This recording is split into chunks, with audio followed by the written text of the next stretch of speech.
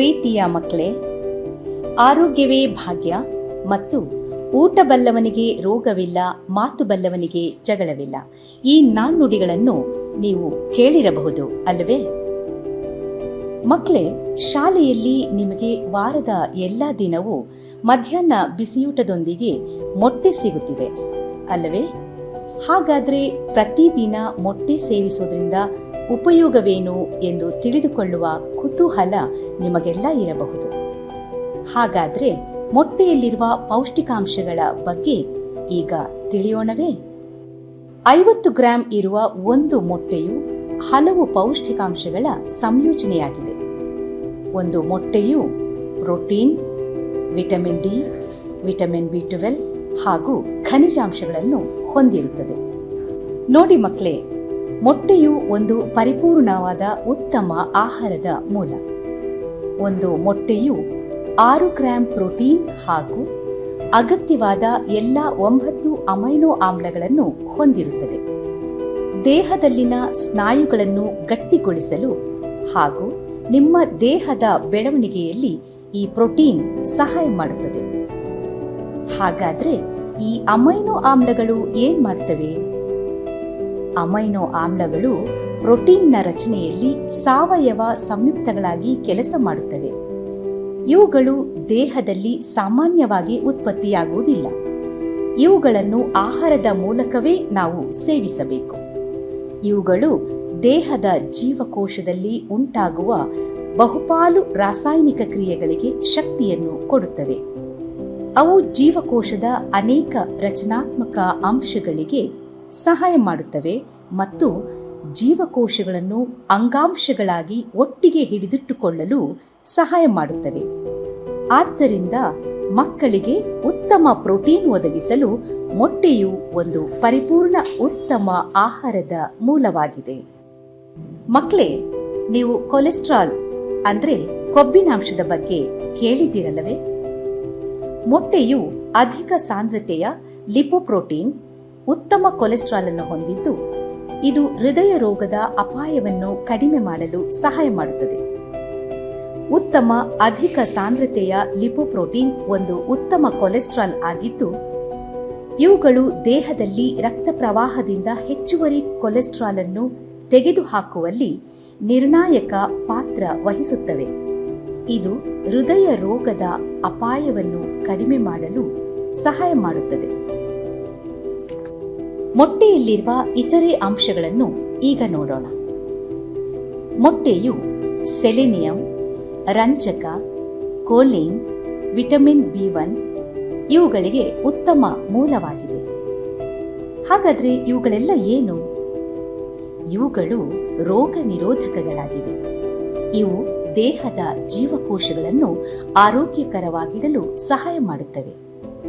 ಪ್ರತಿ ಜೀವಿಯು ಹೊರಗಿನ ವಾತಾವರಣದಿಂದ ಬರುವ ರೋಗಾಣುಗಳ ವಿರುದ್ಧ ನಿರ್ದಿಷ್ಟ ಪ್ರತಿರೋಧವನ್ನು ತೋರಲು ಒಂದು ವ್ಯವಸ್ಥೆಯನ್ನು ಹೊಂದಿರುತ್ತದೆ.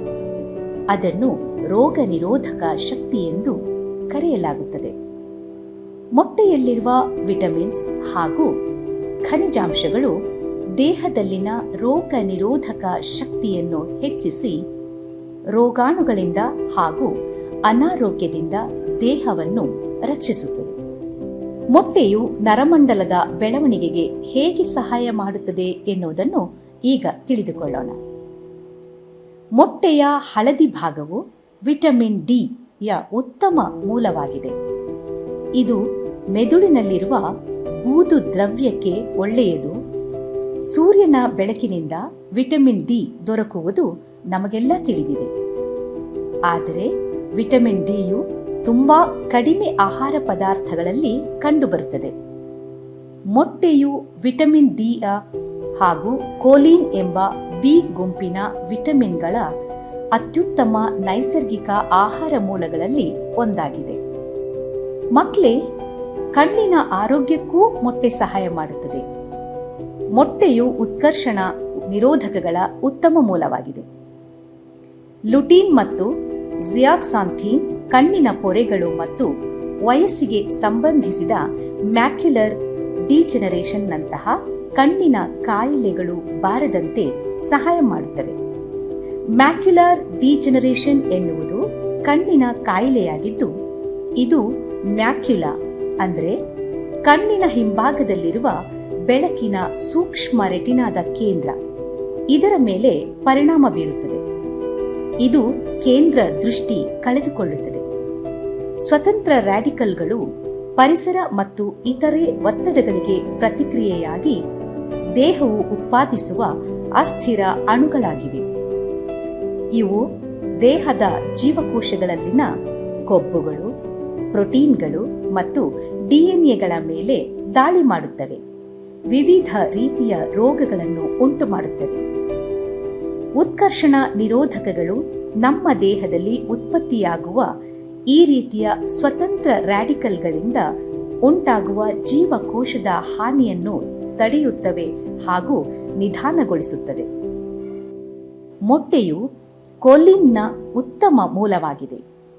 ಕೋಲಿನ್ ಮೆದುಳು ಮತ್ತು ನರಮಂಡಲದ ಬೆಳವಣಿಗೆಗೆ ಅವಶ್ಯಕವಾಗಿದೆ.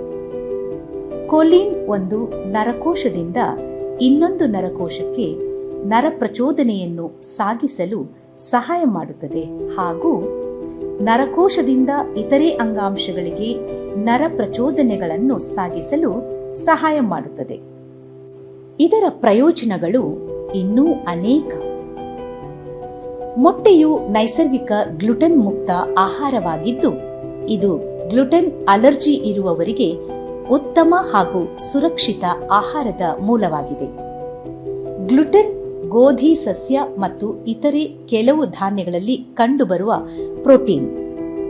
ಕೆಲವು ಜನರಿಗೆ ಗ್ಲುಟೆನ್ ಯುಕ್ತ ಆಹಾರ ಸೇವಿಸಿದಾಗ ದೇಹದಲ್ಲಿ ವ್ಯತ್ಯಾಸ ಉಂಟಾಗಿ ಅಲರ್ಜಿ ಆಗುತ್ತದೆ.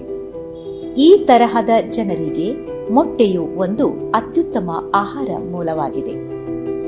ಮೊಟ್ಟೆಯು ಹೊಟ್ಟೆ ತುಂಬುವ ಪೂರ್ಣತೆಯ ಭಾವನೆಯನ್ನು ಉತ್ತೇಜಿಸುತ್ತದೆ. ಅದಕ್ಕೆ ನಮ್ಮ ಹಿರಿಯರು ಹೇಳಿದ್ದು, ದಿನಕ್ಕೊಂದು ಮೊಟ್ಟೆ ತುಂಬುವುದು ಹೊಟ್ಟೆ ಎನ್ನುವ ಮಾತನ್ನು. ಮಕ್ಕಳು ಪ್ರತಿದಿನ ಒಂದು ಮೊಟ್ಟೆಯನ್ನು ಅಂದರೆ 50 ಗ್ರಾಂ ಇರುವ ಮೊಟ್ಟೆಯನ್ನು ತಿನ್ನುವುದರಿಂದ ಹೊಟ್ಟೆ ತುಂಬಿದ ಭಾವನೆ ಉಂಟಾಗುತ್ತದೆ. ಇದು ಮಕ್ಕಳಲ್ಲಿ ಊಟದ ನಂತರ ಇತರೆ ಜಂಕ್ ಆಹಾರಗಳನ್ನು ತಿನ್ನಲು ಉತ್ತೇಜಿಸುವುದಿಲ್ಲ. ಇದರಿಂದ ಮಕ್ಕಳು ಉತ್ತಮ ಆಹಾರ ಅಭ್ಯಾಸವನ್ನು ಅಳವಡಿಸಿಕೊಳ್ಳಲು ಸಾಧ್ಯವಾಗುತ್ತದೆ. ಮಕ್ಕಳೇ, ಈ ಕಾರ್ಯಕ್ರಮವನ್ನು ಯಾರು ಅನುಷ್ಠಾನ ಮಾಡುತ್ತಿದ್ದಾರೆ ಎಂದು ತಿಳಿದುಕೊಳ್ಳೋಣವೇ? ಕರ್ನಾಟಕ ರಾಜ್ಯ ಸರ್ಕಾರವು ಸರ್ಕಾರಿ ಮತ್ತು ಅನುದಾನಿತ ಶಾಲೆಗಳ 1ರಿಂದ 10ನೇ ತರಗತಿಯಲ್ಲಿ ವ್ಯಾಸಂಗ ಮಾಡುತ್ತಿರುವ ಸುಮಾರು 53 ಲಕ್ಷ ಮಕ್ಕಳಿಗೆ ಮಧ್ಯಾಹ್ನ ಬಿಸಿಯೂಟ ಕಾರ್ಯಕ್ರಮದ ಅಡಿಯಲ್ಲಿ ಅಜೀಂ ಪ್ರೇಮ್ಜಿ ಫೌಂಡೇಶನ್ ರವರ ಆರ್ಥಿಕ ಅನುದಾನದ ಸಹಭಾಗಿತ್ವದಲ್ಲಿ ವಾರದ ಎಲ್ಲ 6 ದಿನವೂ ಮಧ್ಯಾಹ್ನ ಬಿಸಿಯೂಟದ ಜೊತೆಗೆ ಪೂರಕ ಪೌಷ್ಟಿಕ ಆಹಾರವಾಗಿ ಮೊಟ್ಟೆಯನ್ನು ವಿತರಿಸಲಾಗುತ್ತಿದೆ. ಒಟ್ಟಾರೆಯಾಗಿ ಈ ಕಾರ್ಯಕ್ರಮವು ಮಕ್ಕಳ ಪೌಷ್ಟಿಕಾಂಶದ ಸ್ಥಿತಿಯನ್ನು ಸುಧಾರಿಸುತ್ತದೆ ಮತ್ತು ಅವರ ದೈಹಿಕ ಮತ್ತು ಬೌದ್ಧಿಕ ಬೆಳವಣಿಗೆಯನ್ನು ಗಮನಾರ್ಹವಾಗಿ ಹೆಚ್ಚಿಸುವ ಗುರಿಯನ್ನು ಹೊಂದಿದೆ. ಮಕ್ಕಳೇ, ವಾರದ ಎಲ್ಲಾ ದಿನವೂ ಮಧ್ಯಾಹ್ನ ಬಿಸಿಯೂಟದ ಜೊತೆಗೆ ಮೊಟ್ಟೆಯನ್ನು ಸೇವಿಸೋಣ. ನಮ್ಮ ದೇಹವನ್ನು ಸದೃಢವಾಗಿ ಕಾಪಾಡೋಣ. ದಿನಕ್ಕೊಂದು ಮೊಟ್ಟೆ ತುಂಬುವುದು ಹೊಟ್ಟೆ. ಧನ್ಯವಾದಗಳು.